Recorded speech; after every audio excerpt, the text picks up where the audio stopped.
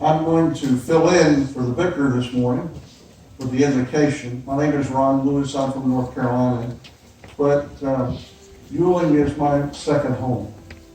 I'm glad to have a wonderful family here, and we come back several times a year to visit. And Uehling has become a very special place. So during the prayer, pray for me that I might be able to get through this without choking up and becoming emotional. But if you would stand with me as you're able.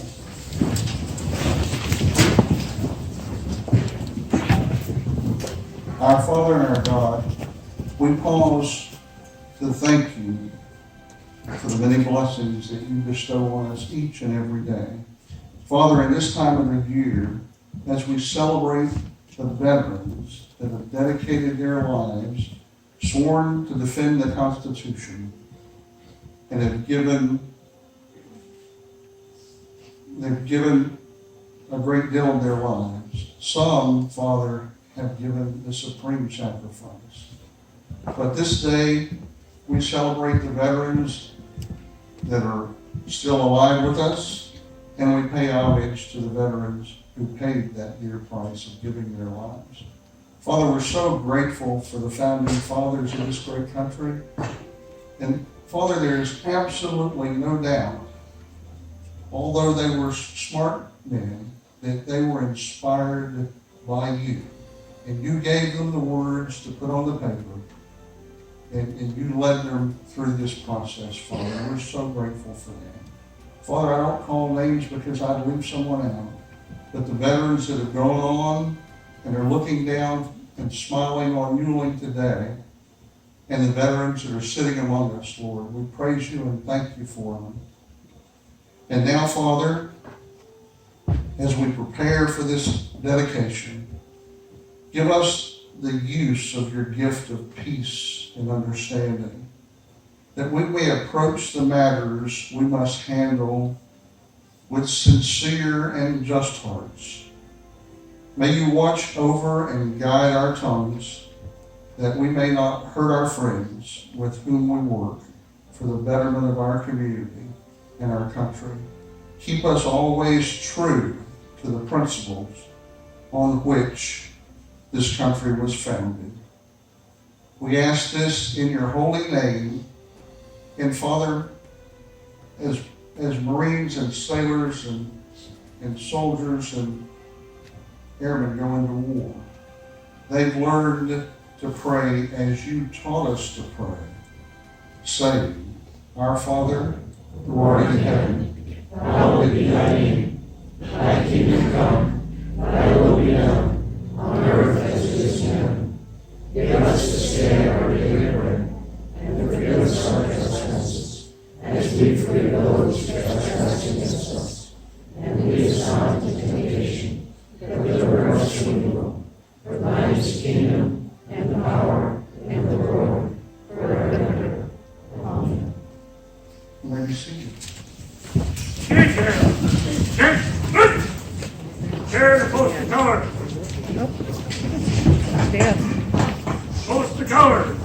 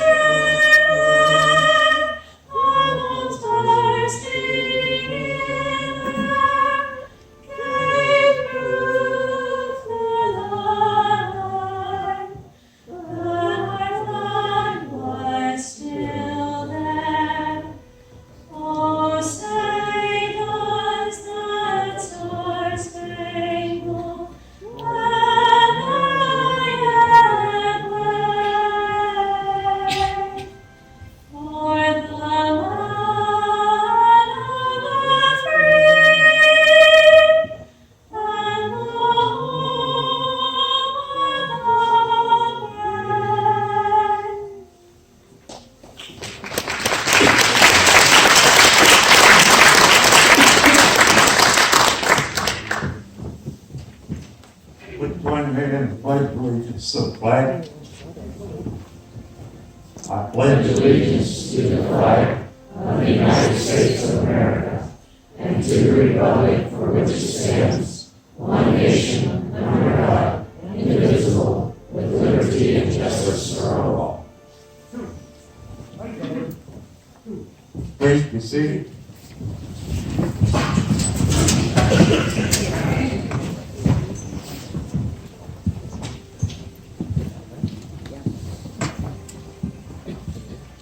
It's my pleasure to introduce the dignitaries here.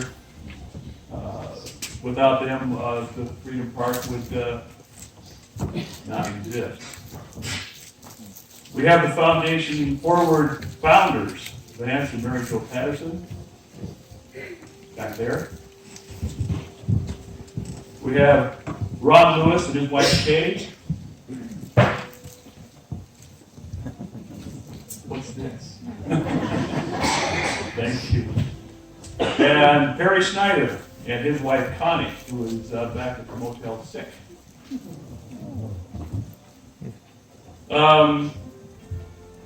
Ron Lewis is a facilitator. He's more of a go-to guy. He contacts the counties that are considering the Charters of Freedom. He's kind of the front man that most of the communities see. Perry Snyder is the state director and the military coordinator. He does activities in North Carolina and conducting presentations for city and county leaders. And as I said, Vance and Mary Jo Patterson, they are the founders. Vance has a long history in business, industrial manufacturer. He started 22 companies, 2 of which made the INC 500 list for the fastest growing companies in the U.S. He is a 2-time finalist Entrepreneur of the Year, father of 4, and married to the lovely Mary Jo for 43 years. I now present to you Vance Patterson.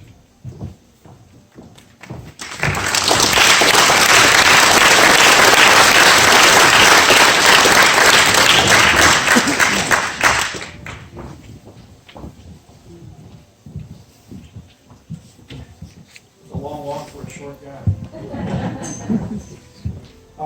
What incredible weather you all have here. Being from western North Carolina, it gets cold there, but we usually wait till after we eat the turkey for this to happen. So, I am so proud of you all for being here today, because this is a historic occasion. The dedication of your Charters of Freedom said it's built to last 300 to 500 years. So your being here today makes you a part of the history. If you sign into the registrations back there, those will go in the time capsule. Well, usually I do my own introduction, so I'm going to go through it. Otherwise, I'd have to keep starting over on this and trying to get on the right legs. My name is Vance Patterson. I'm from Burke County, which is in western North Carolina, about halfway between Hickory and Asheville. I'm a father of 4, married 44 years to my wife, Mary Jo. That 1 year that wasn't mentioned was very important. I am a businessman. I have a company that makes industrial fans. We actually make things out of metal, ship them across the country and around the world. I am a manufacturer. I'm going to tell you a story, last just a few minutes, to give you an idea of what the inspiration was behind Foundation Forward, which brought us to your community with this setting. 7 years ago, Mary Jo and I were up in Washington, D.C., and we decided to go to the National Archives because we'd never seen the Declaration of Independence and the U.S. Constitution before. We found ourselves wandering down this hallway, looking at different exhibits, and then it opens up into this large room. You walk through these big bronze gates into this rotunda, and there are the founding documents on the other side. The Declaration of Independence on the left, 4 pages of the Constitution in the middle, and the Bill of Rights on the right. This is when we learned that these are known as the Charters of Freedom. Now, we'd never seen the original documents before in a proper setting, so when we got a chance, we stepped up and we looked at the Declaration of Independence. This is something that our founding fathers had actually penned. And when we saw their signatures, Thomas Jefferson, John Adams, Benjamin Franklin, Rutledge, Wilson, and the others, I just got goosebumps. And then when we moved over and saw the first page of the United States Constitution, and those 3 words, we the people, I actually got a lump in my throat. I looked over and Mary Jo's got tears in her eyes. This was really an emotional experience for us. A year later, when we're back in Burke County, I started thinking about that experience, and the thought came to me, what if I could duplicate that experience and bring it back to the citizens of Burke County? And I told Mary Jo about it, and she got excited, and so we started working on a project. And the scope of the project was to design and build a replica of the Charters of Freedom as exhibited in the National Archives. We wanted to place that in a central location in Burke County, had to have high visibility, high foot traffic, and easy access for school children and veterans. Well, it took 2 years to get this done, even though it was a gift from Mary Jo and I to the county. You see, there were a number of problems that we ran into. One in particular was that there are no drawings available for what's up in Washington. No dimensions, no measurements, nothing. We looked a lot. So the morning after we got late night approval from Burke County and the city of Morganton, they would accept the gift. Mary Jo and I got back in the car, drove back up to Washington, walked into that rotunda again, and now they won't let you just take out a tape measure and start measuring a national treasure. But we had a plan. Mary Jo went one way and I went another. And I stepped up in front of the U.S. Constitution right at the end of it, and I did this. And I was about halfway in the middle. Meanwhile, Mary Jo is actually walking up to the settings and turning around and facing the crowd and marking on her body the different elevations. And then we left before anybody asked us what we were doing. We took the measurements, designed our setting, and so while your setting here may not be exactly what's up in Washington, keep in mind it's based on 2 paces of a short guy and 3 marks on my wife's body. Well, July 2nd, 2014, we dedicated the first Charters of Freedom setting outside of Washington, D.C. We did this in Morganton, North Carolina. Mary Jo and I enjoyed the process so much, and it was so well received, we decided to do another one. And this was in Cherokee County, in the little town of Murphy, which is as far west as you can go in North Carolina. That was on September 17th, 2014, Constitution Day. We did a third one in downtown Asheville in Buncombe County. And during this time, we decided to set up a 501c3 foundation called Foundation Forward for Education. Since that time, we have done 17 settings around the country. Yours is the 18th, and the first one in Nebraska. We have done these in North Carolina, South Carolina, Kentucky, Indiana, Illinois, as far west as Carson City, Nevada, as far north as Clark, South Dakota, which was yesterday. And it was cold. We were outside for that one. Now let me tell you a little about your setting. One of the things I learned in life was that if you want something to last, if you want a monument or a setting to last, you put more underground than above ground. Your setting, just the foundation, goes down 3.5 feet into the ground. It's reinforced poured concrete, comes up to a reinforced poured concrete core. Just the centerpiece for the Constitution, the core and the foundation, weigh over 38,000 pounds, over 19 tons. It's then surrounded by 4 inches of brick and mortar. The documents, there are 6 documents. Each one is life-size, which means the Declaration of Independence is a little bit larger than the others. Each one is on 1/4-inch etched bronze and weighs over 60 pounds. They're then covered with a 1/2 inch of treated polycarbonate, which is unbreakable plastic. Please don't try it. There's an emblem on the front that is very unique. We had some artists around the country commissioned to design this emblem. The eagle represents the Declaration of Independence. Proud, bold, defiant. There are 7 stars above the eagle. Those represent the 7 articles of the U.S. Constitution. And the 10 stars under the eagle are the first 10 amendments that were approved in your Bill of Rights. This is the 5th anniversary for Foundation Forward. And it's a good time to take note that of all the 18 settings around the country, Mary Jo and I have paid for about 98% of it, along with 5 years of the overhead for Foundation Forward. Now, people ask us why we're doing this. And we tell them, yes, it's very expensive, but it's more important than money. We believe this gives us a direct link to our founding fathers by helping to preserve what it is they gave this country, a government to serve and protect we the people. From the beginning, this has been about education. We learned that we had two founding fathers who were very big on education. Thomas Jefferson, who was third president of the United States, actually penned most of the Declaration of Independence. And Benjamin Franklin, who was an author, he was a postmaster, he was an inventor, and he was truly a sage. He is the one that they would go to for his wisdom when they got stuck on a problem trying to solve something. Well, these two believed that in order to have a free and independent nation, you must understand how government works. That you cannot control what you do not understand. Thomas Jefferson in 1789 wrote, "Whenever a people are well informed, they can be trusted with their own government." And James Madison, a 5'4" virtual rock star of his era, wrote in 1822, "A people who mean to be their own governors must arm themselves with the power that knowledge gives."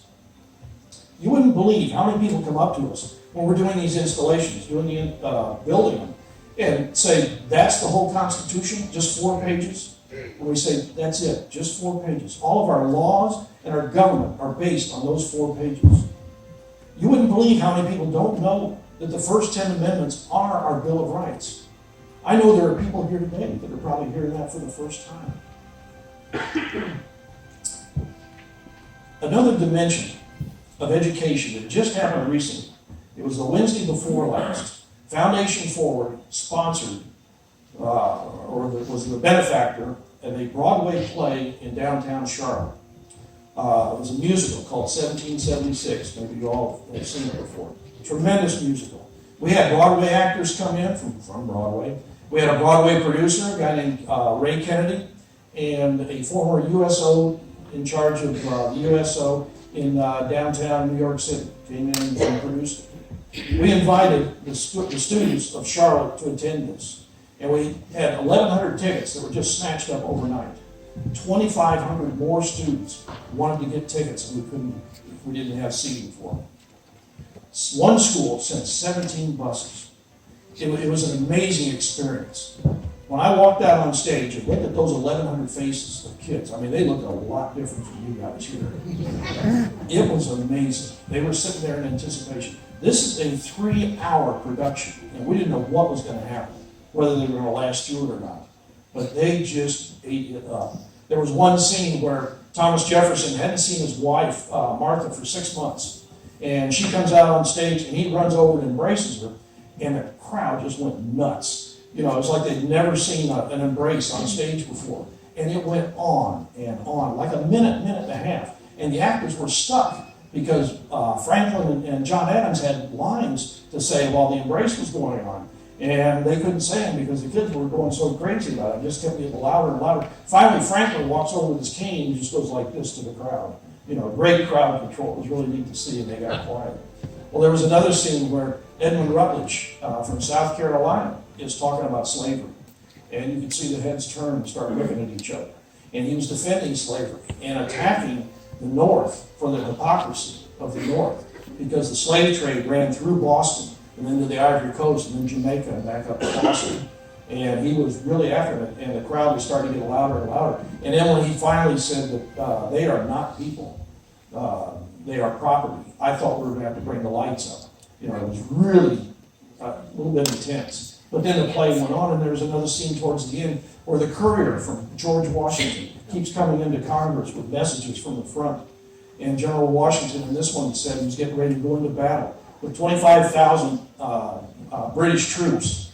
And his army was 5,000. And many of them were old men and boys under the age of 15.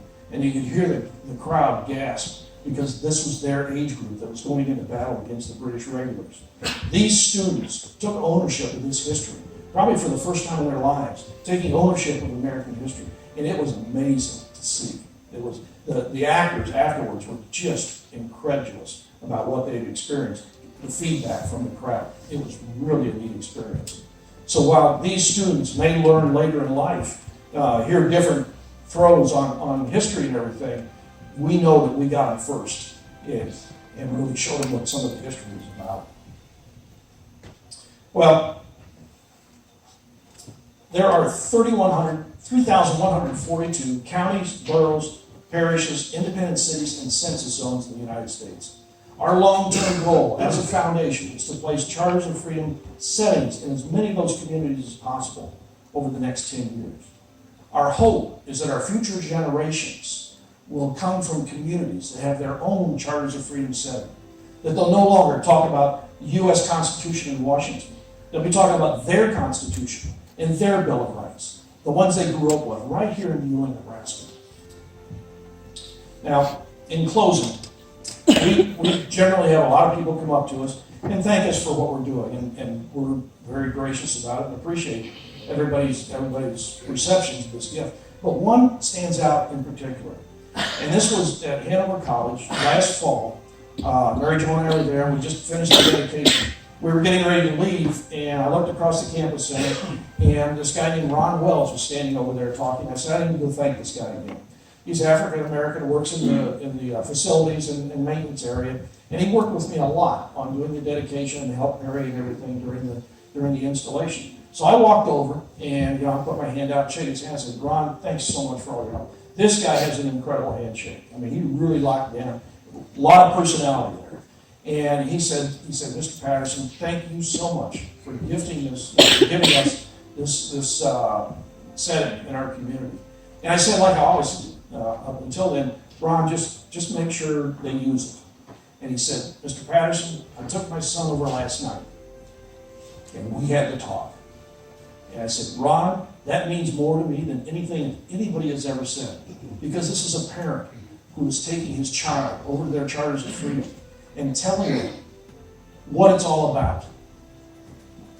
So let's do this. You take your child, your grandchild, your niece, your nephew, or your other family member over to your charters of freedom and have the talk.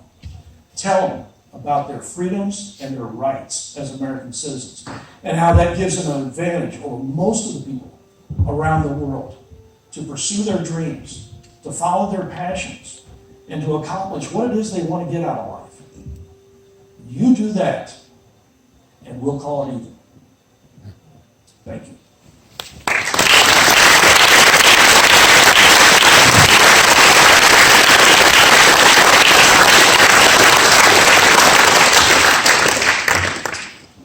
And now will Chairman Dahlman please come forward.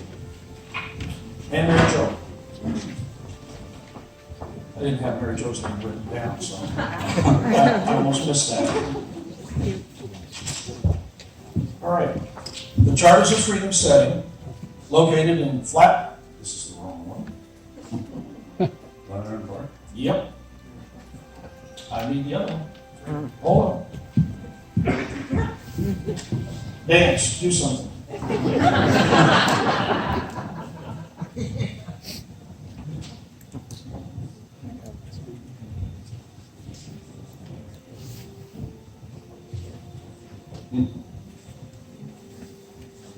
Connie takes care of this, and Connie's sick, so I'm not sure what's happening.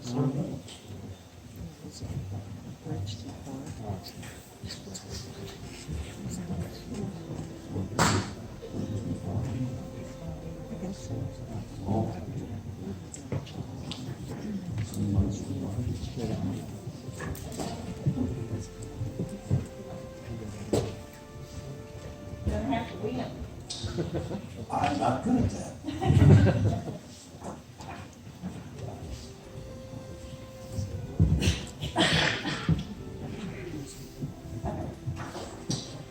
All right, I will edit that out of the tape. The Charters of Freedom setting, located at 129 5th and Elm Streets, Uehling, Nebraska, is hereby gifted from Vance and Mary Jo Patterson of Burke County, North Carolina, to the children, veterans, and citizens of Dodge County, Nebraska. All rights, responsibilities, and care for this setting, displaying the Declaration of Independence, the United States Constitution, and the Bill of Rights, are hereby transferred to the village of Uehling this day, November 12th, 2018.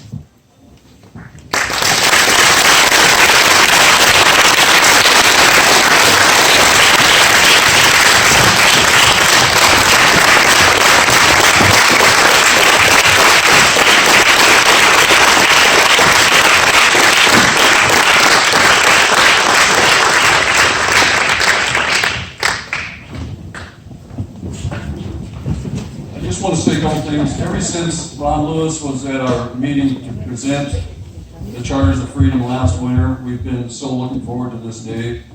There's been an enormous amount of excitement as the pieces started to come together. We're proud to be the only location in the state of Nebraska to house these historic replicas. And I'd also like to thank all of those who have helped with planning, constructing this project, and as well as organizing today's event. A special thanks to Alvin and Mona Cooper for the donation of the property to the village so the project could continue. And on behalf of the citizens of the village of Uehling, I'm grateful to accept the Charters of Freedom from Vance and Mary Jo Paxton. And at this time, the Logan View Band is going to play America the Beautiful. Oh. Sorry.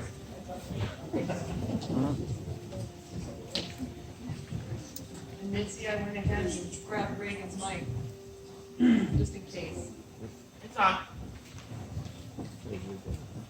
Oh, beautiful for spacious skies, for amber waves of grain, for purple mountains' majesty above the fruited plain. America, America, God shed His grace on thee, and crown thy good with brotherhood from sea to shining sea. Oh, beautiful for patriot dream that sees beyond the years. Thine alabaster cities gleam, undimmed by human tears. America, America, God shed His grace on thee, and crown thy good with brotherhood from sea to shining sea.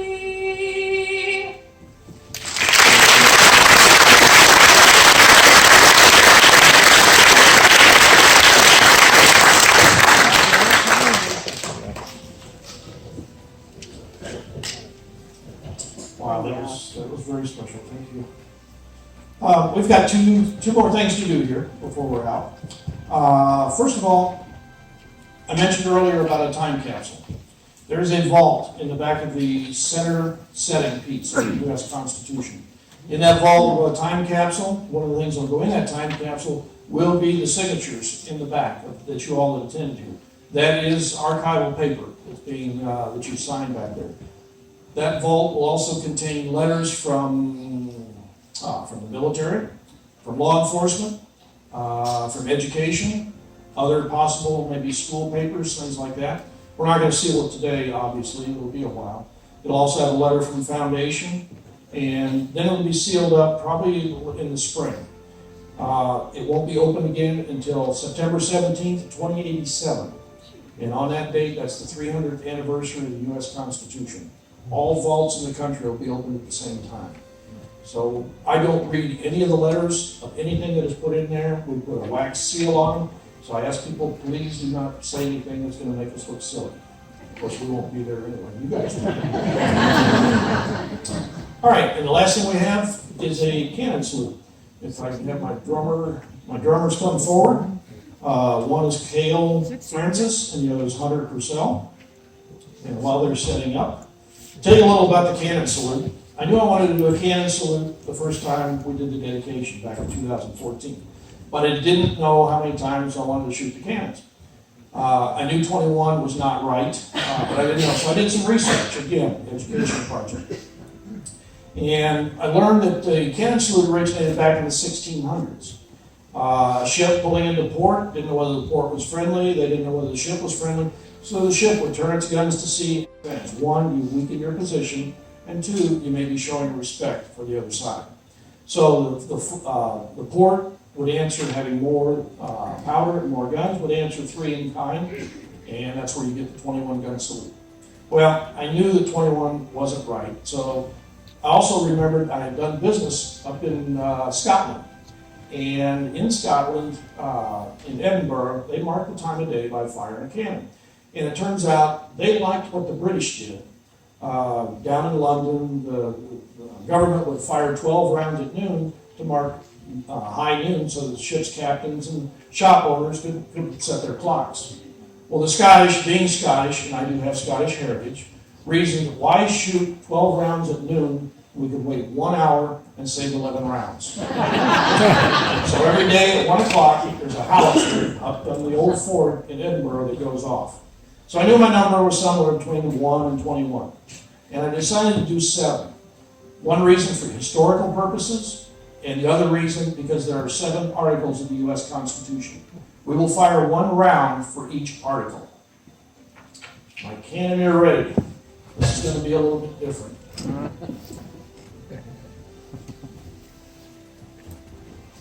Ready? All right. Drum roll, please. Article 1 defines the legislative branch, composed of the House of Representatives and the Senate. It describes their powers and workings. Article 2 defines the executive branch, the qualifications for president and vice president, their power, duties, and means of removal from office. Article 3 sets up the judicial branch, the Supreme Court system, and the lower court system. It promotes, protects the right of trial by jury, and defines treason. Article 4 gives the states the right to make and carry out their own laws related to the people and problems of their state, so long as those laws do not conflict with the United States Constitution. Article 5 outlines the process of amending the United States Constitution. Article 6 sets the status of the United States Constitution as the supreme law of the land, to which all leaders, including the legislative, executive, and judicial, must be loyal. Article 7 addresses the ratification and declares that the United States Constitution should take effect if 9 out of 13 states ratify it. Children, veterans, and citizens of Uehling, Nebraska, I give you your charters of freedom.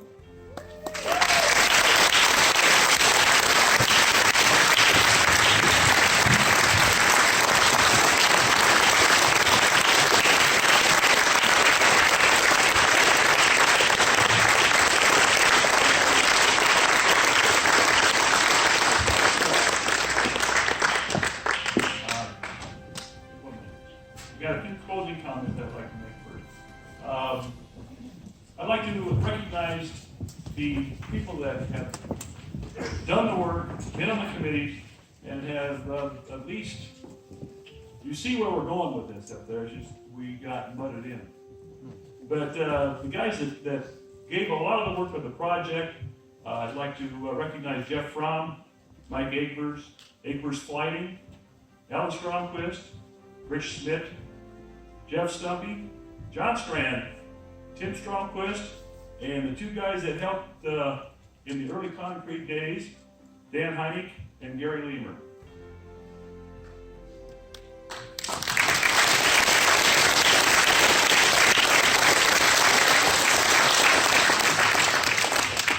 And also I'd like to recognize the committee, Sue Schomers, Mike Akers, Gary Heitsusen, Jeff Fromm, Dick Orrin, Mike Johnson, and Vincie Anderson. Thanks, everybody. Enjoy your freedom party.